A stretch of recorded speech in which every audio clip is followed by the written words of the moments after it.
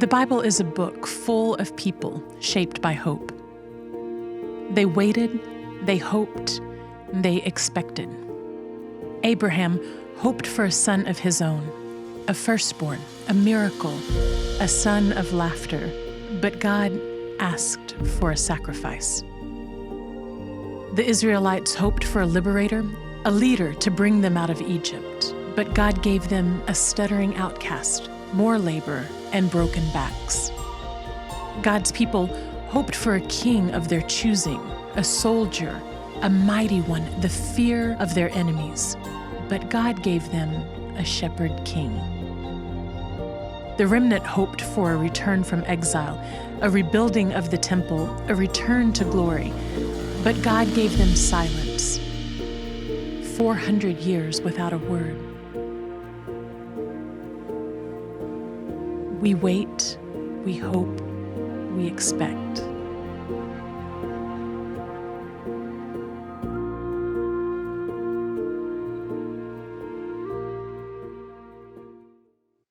Good morning. They thought I was the perfect choice to bring Christmas cheer for the week before Christmas. My dog dug that tree up 5 hours later. And my children burned it in front of me to remind me of what I really am. Welcome to Fellowship Church. My name is Greg Pinkner. I'm the teaching pastor here at Fellowship. We've been going through a 4-week Advent series, Long Expected Jesus, looking at different ways in which God is placing his people in places of deep trust. And today, we're going to talk about one of the hardest ones. So if you've been with us as we've studied this, we've talked about Abraham, Moses, and David, right? Key figures in the story of Israel. Abraham as the founding patriarch, the one who is promised that his family will become a nation, which it does through his grandson, Jacob, whose name is changed to Israel. And then through Moses, when Israel becomes slaves in Egypt and is in slavery for 400 years. And then finally a deliverer is chosen, Moses. And of course, David, the king, who was not the king the people chose. They chose the 6'6" quarterback. And God said, no, I kind of want the kid who's playing in the field throwing rocks at stuff. That's a great choice, right? But in all the stories, there's these times of waiting, times of not knowing, right? Abraham, in a culture that taught him, you have nothing if you don't have a son to pass your wealth and your name on to. By the time that this story with he and his wife Sarah starts, he's coming up on 100, which is not a great deal to be a first-time dad, right? I'm struggling as a first-time dad when I was 40, and now I just wish I was dead mostly. So my son's in here. Hey, buddy. He'll get used to it. There's Moses, right? Moses is told, hey, he's raised in the palace of Egypt. And then he's told, oh, you're actually one of the slaves. Then he tries to say, I'm going to deliver my people, and just ends up going on a run. Once again, he's 40 when he leaves, and it's 40 years before God calls him back to go help be the deliverer of Israel from Egypt. Like if you want a war commander and a people to rally, you want 40-year-old, right? I can still walk at a brisk pace. But they send an 80-year-old going, oh, another hill. Okay. And then David. David is told, you are the king. You will be the king. And he goes, I'm going to go fight this giant, dude. Give me a rock. Give me a sling. And then it's 15 years of running for his life before his time comes. When you read the Bible and you read it deeply and you study it well, you begin to notice that the Bible is largely the same story told over and over and over and over and over and over and over. Both in people's individual lives, over the course of a generation, over the course of a king's reign, or over the course of the entire history of the Old Testament and into the New Testament. It's just the same stories over and over again. And from Adam and Eve until our time, the age of the church, the harmony of silence is one of the things that constantly happens. Where the people have been promised to deliver, when they've been promised a moment of salvation, and then they have to wait, wondering if the promise was even real or if they imagined it. We don't consider the Bible to be this, but we have to look at the facts. Let me give you just one example. Jesus was about 33 years old when he dies, ish. We don't know exactly, but about 33 years old when he dies. That's 12,045 days. He was publicly ministering for somewhere around 3 years. That's 1,095 days. In the Bible, in the Gospels, we have snapshots of 52 days of Jesus' life. 52, that's it. Now, John, the gospel writer, does say Jesus did many more things. If I wrote them all down, there would not be enough room in the world for all the books that would be written. But when you hear that, there's just 52 days of snapshots we have. We have to constantly remind ourselves that sometimes it was just Tuesday and that Jesus had to go make a table with his dad for a customer. Don't pick that piece of wood, Dad, pick the other one. Why? Do you think you know something about this piece of wood? Kind of. It's gonna break, I'm just saying, right? So when we come down to understanding the fullness of what's going on, we have to remind ourselves again that when the kingdom is taken from, when Abraham's family grows large and becomes desperate for food, and they're brought in to Egypt as the family of this counselor that saved the whole nation. And then years pass and they become the slaves of the nation, and they wait 400 years. 400 years. That is not as long. I mean, America's not even been a country barely over half that time. Barely over half that time. That they've waited to be delivered constantly. They finally are delivered. They go out and they think, finally, we have totally and completely gotten our time to be a free people. And God says, I've got land for you. And they say, yes, finally. And then they sin and God goes, but it's gonna be 40 years before you get there because you people are all gonna die before I give your kids the land. They sit in the land. War, war, war, war, war. Finally, they said, we've got to have a king or the other nations won't respect us. They picked the wrong king. War, civil war. Over and over again. This is the constant way the story goes. When they finally get the one king, David, he makes the kingdom as big as it's ever been until his grandkids, who split it in half. And when they split it in half, it doesn't take long for God to begin to send messengers to Israel to say, you need to come back to me. You have totally forgotten me. Now, the three major prophets in the Old Testament are Isaiah, Jeremiah, and Ezekiel. Isaiah, Jeremiah, and Ezekiel. These are the major prophets. The other ones are called the minor prophets, not because they're less important, but because their messages are shorter. It's also important to know that almost every prophet you see in the Old Testament is to Judah, because Israel is destroyed so early on that just Judah is left. Now, Isaiah is a prophet to both Judea in the south, Judah, and Israel in the north. He's one of the only ones that was to both. That's going to be important. But when you talk about these three prophets, understand these three prophets show up after centuries of kings while they're trying, God's going, you need to come back to me over and over and over again. So that by the time the three major prophets show up, things are in bad shape. And if you need to understand the three prophets, it kind of goes like this. Isaiah is, we're having relationship troubles. And I think we may break up. And I'm really worried, right? That's Isaiah. Jeremiah is, we broke up. And I'm very sad, and I'm listening to Pappy Griffin a lot. And I don't know, these are my people. They're my best friends right there. They got it. This was a typology. This was just a type question so I could figure out who I could be friends with. They've broken up. They're very sad. They're sitting alone. They literally called Jeremiah the weeping prophet. Everything is horrible, right? And then Ezekiel is, I bust the windows out your car. Like that's Ezekiel. Actually, Ezekiel is me and a UFO broke the windows out of your cars. See, that's my other friend over there. He got that joke. This is when God goes, we're done.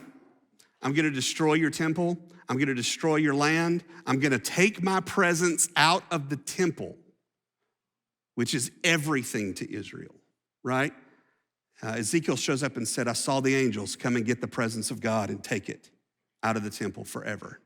The land's destroyed, the people are carried off, and Israel is done as a nation until 1947. Essentially.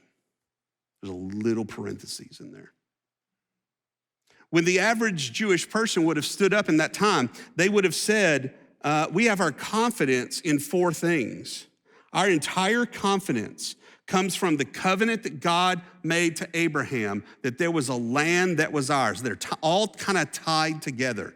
Abraham said, God said, I'll make you a nation, you will be my people, and I will give you land. And the understanding of being God's nation and God's people comes from the possession of the land. So when they lost possession of the land, they also thought they had lost the covenant of Abraham. Where is it? God is supposed to keep us on this land and keep us his people, but we've been conquered by the Assyrians, the Babylonians, the Medes, the Persians, the Greeks, the Romans, on and on and on. They're given the law through Moses, the covenant that says, hey, if you will follow these laws, I will be your God and people. The symbol of that covenant is the very temple with the presence of God in it. Gone. They don't know where the Ark of the Covenant is now. It's gone. And the covenant of David, there will always be a king in Israel. Of the line of David, the scepter will never depart him. He will be the king forever. There are no kings now. They're gone. Each one of the prophets gets worse and worse and worse until finally the last prophet, Malachi, of the Old Testament. Malachi has three complaints God is trying to bring to the people to get them to even sort of listen to him. He says to them, your priests are corrupt. He talks to the priests, you better get your act together. The people are denying justice to people. I'm never gonna take you back if you're denying justice. They're greedy and stingy with their money, and he says, you're not being generous. And he goes off on them. But right in the middle of the book of Malachi, he says this, and it's important. It's Malachi chapter 3. Behold, I send my messenger, and he will prepare the way before me. Does anybody know who that is? John the Baptist. John the Baptist shows up, and they said, who are you? He goes, I was the one sent to prepare the way. He will prepare a way before me, and the Lord whom you seek will suddenly come to his temple. And the messenger of the covenant in whom you delight, behold, he is coming, says the Lord of hosts. But who can endure the day of his coming? And who can stand when he appears? For he is like a refiner's fire and fuller's soap. He will sit as a refiner and purifier of silver, and he will purify the sons of Levi and refine them like gold and silver, and they will bring offerings in righteousness to the Lord. Then the offering of Judah and Jerusalem will be pleasing to the Lord, as in the days of old in former years, right? This is what God says to the people living in Judah, going, where is the Lord? Why isn't he coming? What is happening? One of the last times that a messenger from God showed up that the Jews thought, we need to write this down and we're adding it to our Bible, was Malachi. And in it, God says, there's gonna be a guy come who will prepare the way, and when it's prepared, the Lord whom you seek will show back up in the temple, the covenant will be restored, and everything I've promised you will come true. Are you excited? And then there's 400 years of nothing. 400 years of silence. You see, when I talk about the Bible being the same story over and over again, you ever notice how many 40 years there are in the Bible? How many 40 days? How many 7 years or 70 years or groups of 12 or of 5 or of 7 there are in the Bible? The problem is we assume we're not in the same story. We assume that because we're Christians, we're not part of this story anymore. But the reality is every single one of you have lived in the silence of God. When you needed him most, silence. Let's stop pretending it's not normative to Christianity and is the exception. We have 52 days of Jesus' life. Some days were just Tuesdays. God, I need you to deliver me. C.S. Lewis, famously writing about it, in A Grief Observed, said, when I turned to comfort for the one whom I needed the most, I heard a door slammed in my face and locked on the other side. Adam and Eve go through the silence. Abraham goes through the silence. David goes through the silence. Elijah in a cave. She killed everybody. There's no one left but me. These moments are not the atypical moments. They are the harmonies of silence throughout the Bible, and they continue even to us. The quiet longing for deliverance. Take me to this promised land, Lord. Give me this king who will give us peace forever. Give me a family and a name that will stand. The New Testament says it well. Do not pretend that something has happened to you is uncommon to man. It's very common. In the 400 years that Israel is waiting for God to speak, some interesting things happen. Number one is this dude. If you're going, that's a great picture, Greg, you're welcome. Right about here is Alexander the Great. This is his battle. If you're going, why is it so messed up? Couldn't you get a full picture? This is like from this place called Pompeii, and they had this whole other thing go down. The volcano and the destruction and the berries. So could you pick the better picture? Yes, but I just wanted to talk about Pompeii. So here's Alexander. Alexander the Great decides, I'm gonna go from Greece and I'm gonna conquer the known world, right? What you don't know about Alexander is, or may not know about Alexander, is he is sitting around talking to people. Should we go after the Persians? They keep attacking us. Should we go over there and settle some business? And he keeps thinking about it all the time. And then he has a dream one night. And in the dream, a figure appears to him that he feels like this is God or a God speaking to me. And the God says to him, go and do not delay. Go right now. And so Alexander wakes up the next day and he goes, let's go. And I don't know if you know much about history, but they went. Like, you don't get called the great just because you want to. You have to do something for history to go, there were a lot of Alexanders, but this was the great one, right? You can't just call yourself great. Wait a minute, can you do that? Can you just go, Greg the Great, Gregory the Great? There's already a Gregory the Great in history. So this is part 2. Kidding. So he starts going east, he starts conquering, he's unstoppable, he destroys towns, he renames every single one of them Alexandria, which if you're a conquering hero, I guess you get to do. Like, literally look at the map and go, Alexandria, Alexandria, Alexandria. Which one? We don't, no one knows. Just go to Alexandria and go to one of them and hope you find the right people, right? And he comes to the Persian Empire, he destroys the Persian Empire, and he goes toward the Holy Lands, and the Israelites had said, or the people living in the land had said, we promised Darius we would not fight against him, so we will not help you. And he goes, well, it's on between you guys now, and he conquers a city called Tyre, and he goes through this whole thing. And then he decides, I'm going to Jerusalem. So he goes to Jerusalem, and when Alexander went to your city, it was already over. Like if he had to go deal with you, it's done, you're dead. And so he goes toward the city, and before he gets there, the Jewish high priest in Israel at the time, has a dream. And in it, he feels like God appears to him and says, Alexander's coming to talk to you, and I want you to wear these clothes, and I want you to put on this particular set of religious ornaments, and I want you to get a breastplate, and I want you to write my name on it this way, and I want everybody dressed in this way. And he goes through all these details. So the priest gets up and says, God appeared to me last night in a dream. I'm supposed to dress this way. We're all supposed to do this.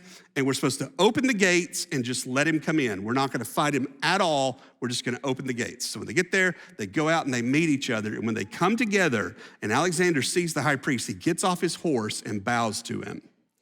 And all the generals and all the people are freaking out because Alexander didn't do that. Alexander was like, thank you for opening the doors. We're going to kill you all now. But he gets off his horse and he bows to him. And his generals say, why did you do that? And he said, when we started this whole thing, I had a dream and a God appeared to me and he looked just like that. The consequence of Alexander conquering the known world is that by the time that Jesus shows up, literally everybody spoke Greek. Everybody. All of a sudden, there's not all these different languages you need to know. There's one language everybody knows, Greek. Alexander dies early. His kingdom is split in two, and then they start fighting over the territory. Guess where the dividing line was? Right there, Israel. So the Ptolemies will invade, and then the Seleucids will invade, and they keep going back and forth, and Israel's constantly under war, constantly under possession. All the time being flipped and this people and this and this and that. And we got to fight this side. And if we betray this side, they'll kill it. Just nonstop war, nonstop issues. Finally, they're under these kind of conquerings for 100 years. And then a group of guys called the Maccabees come along. And the Maccabees hold a revolt and they win. And they actually push the boundaries of the kingdom of Israel out. And this is the little parentheses I'm talking about. They ruled themselves for, say, 80 years-ish, something like that, 100 years, something like that. And they establish a new line of kings, not the Davidic line of kings, but a new line of kings called the Hasmoneans. And they're like, yes, finally, we have our own people. And then this dude comes along named Julius Caesar. And Julius Caesar goes, just kidding, and he conquers everything. Right? He makes the Roman Empire a large piece of conquered land. And then he is, I don't know if you know this story, assassinated. And they split the kingdom up into 4 parts. And then they'd go into a civil war over those 4 parts. And the Jews picked the wrong side of the war. And they lose. So the side that wins appoints Herod the Great, not a Jew, to be the king of the Jews. Herod the Great says, you know what?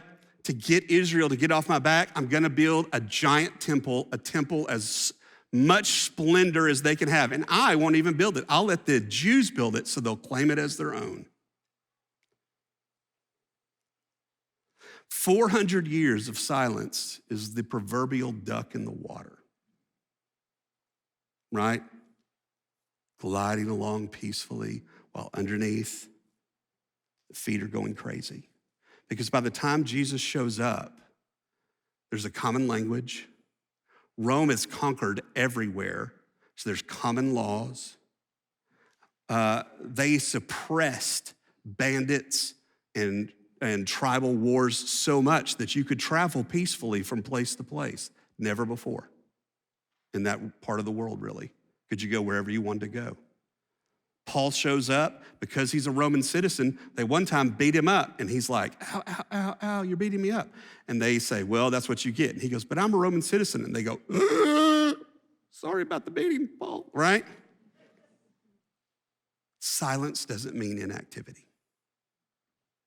Silence doesn't mean inactivity. Silence can be for the growing and testing of your faith. Even 400 years of silence. Silence is not abandonment. Sometimes silence is just God saying, do you trust me? John the Baptist shows up. Behold, I send my messenger, and he will prepare the way before me, and the Lord whom you seek will suddenly come into his temple. They just didn't know that it would be in the form of a little baby or a grown man. This is from Luke chapter 2. And when the time came for their purification according to the law of Moses, Mary has the baby. After that, after 7 days, 8th day, they have to go to the temple. She has to be ceremonially cleaned, and so does little baby Jesus, right? He's got to go through and their purification according to the law of Moses, they brought him up to Jerusalem to present him to the Lord, as it is written in the law of the Lord. Every male who first opens the womb shall be called holy to the Lord. Since this is Mary's first baby, they have to do a whole nother set of things for Jesus. And to offer the sacrifice according to what it says in the law of the Lord, 2 turtle doves and 2 young pigeons. It doesn't fit, but that's where it comes from. 2 turtle doves or 2 young pigeons and no partridges. Now there was a man in Jerusalem whose name was Simeon, and this man was righteous and devout, waiting for the consolation of Israel. What do you mean, the consolation of Israel? The consolation of Israel is the picture and the understanding of what 400 years of silence means, let alone 2,000 years of promises that don't seem to be in application at all. We don't have our land. We don't have our kings. The guy who is a king over us is not even Jewish. We're enslaved again in our own land. All a Roman has to do is walk up to us and go, carry my pack. And we have to do it. What does consolation mean? Do you know? What does consolation mean? You're sitting here thinking, it means to comfort someone, to bring them comfort. That's part of what it means. It's part of what it means. Because the word for consolation is also the word that we use for console. You're like, this truly is a man of intellect, right? But we use the word console for different things too, right? Where do you put your TV? On the console. Where did you put your stereo? On the console. Monitors, console. Because consolation doesn't just mean comfort. Console means to give strength to be able to stand. That's what it means. It means to give strength for a place to stand. Does it mean comfort? Yes, it does, but it's not all it means. It means I will give you this place to stand now. He's waiting for the consolation of Israel. Not just for God to go, it's okay, but for God to go, watch this, right? And it had been revealed to him by the Holy Spirit that he would not see death before he had seen the Lord's Christ. And he came in the Spirit into the temple, and when the parents brought in the child Jesus to do for him according to the custom of the law, he took him up in his arms and blessed God and said, Lord, you are now letting your servant depart in peace, according to your word, for my eyes have seen your salvation, that you have prepared in the presence of all peoples a light for revelation to the Gentiles and a glory to your people Israel. And his father, Jesus' father, and his mother marveled at what was said about him. And Simeon blessed them and said to Mary, his mother, behold, this child is appointed for the fall and the rising of many people in Israel. What it literally says is for the falling or the standing of many people of Israel. Console, place stand, to stand. For the rising and falling, or the fall and rising of many in Israel, for a sign that is opposed, and a sword will pierce through your own soul also, so that the thoughts from many hearts may be revealed. Right? Not absent, present, but just silent. Silent so that the angels could shout, one day. Silent, so that when the word about the word was spoken, the skies ripped open and shepherds were amazed. Your silence and your times of where is he is not abandonment. It's preparation. Preparation for the unimagined. And there was a prophetess, Anna, the daughter of Phanuel in the tribe of Asher. By the way, the name Simeon means to listen. Just to listen. The name Anna means grace. She was advanced in years, having lived with her husband 7 years from when she was a virgin, and then as a widow until she was 84. In other words, she is married somewhere between 14 and 16. Her husband lives for 7 years and then dies, and she lives as a widow for the rest of her life, which is an outcast in the people of Israel, considered cursed. She actually goes and lives in the temple once it's built. She did not depart from the temple, worshiping with fasting and prayer day and night. 84 years old. You know what that means? 84 years mean she was there when the Romans conquered it. She was there during the Roman Civil War. She was there when they appointed Herod as the king over Israel. She heard all the complaining. She watched the temple being built, and she finally decided, I'm going to go live in there because why not? And then one day,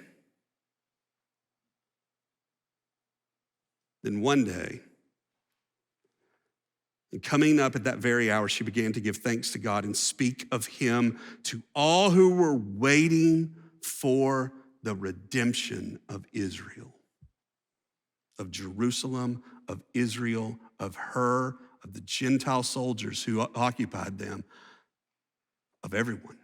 Israel is not just redeemed one time.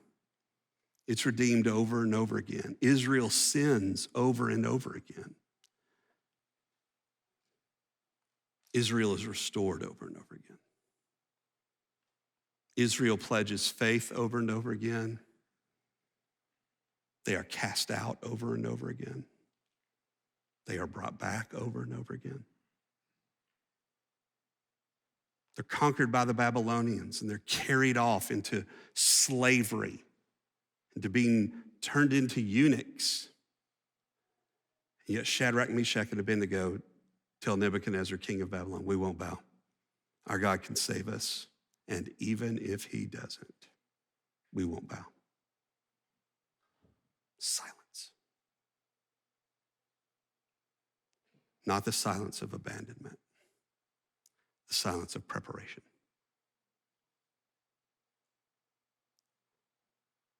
We wait now, not for the birth, but the return.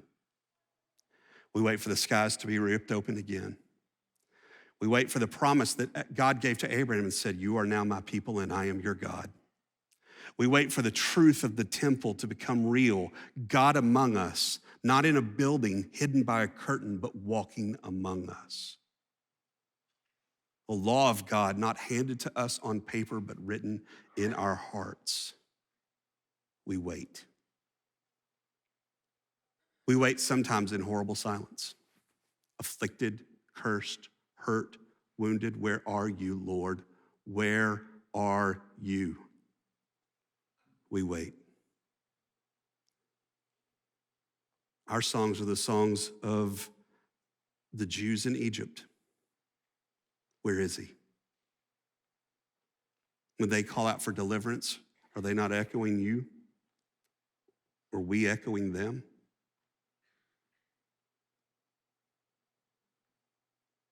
Christmas is not just a materialistic holiday to put up a tree and lights.